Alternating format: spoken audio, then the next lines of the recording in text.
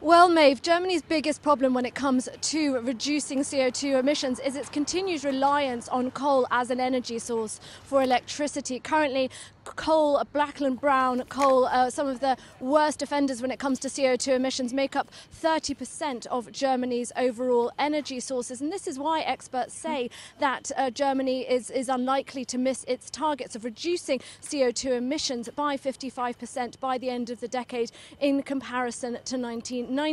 Now, there are going to be 1,769 climate change protests happening in over 112 countries around the world today. 200 protests happening here in Germany alone. But it's no surprise that the protest that will be starting in Berlin this morning will begin and end here outside the Ministry for Economy and Energy. This is the ministry overseeing Germany's exit from coal, something which politicians unanimously agree needs to happen, but just how and when remains contentious, with many of Germany's young climate change protesters saying that the government's current plan to switch off all coal plants by 2038 is just too late to avoid an environmental disaster.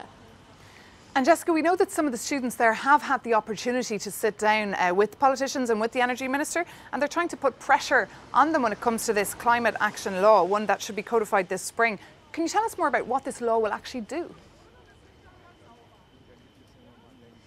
Well, yes, as you say, Maeve, of course, these young protesters really getting their voice out there and putting pressure on the government. This is also pressure coming from the Environment Ministry here in Germany. They want to enshrine into law plans to reduce emissions, overall emissions of dangerous chemicals by 95% by 2050, which is quite ambitious, and would include not only, of course, a shake-up of Germany's energy sources, as I mentioned, also addressing the way industry emits certain chemicals, but also critically the car industry. And this is where it's very difficult for the German government that has to tread a very difficult line between really wrapping the car industry on the knuckles and telling it off for its emission scandals, and promising to encourage the German car industry to become more climate friendly, whilst at the same time protecting the economic output of their most important industry here in Germany. But of course, the environment remains very, very important to Germans. We've seen this in the recent runaway success of Germany's Green Party in recent elections.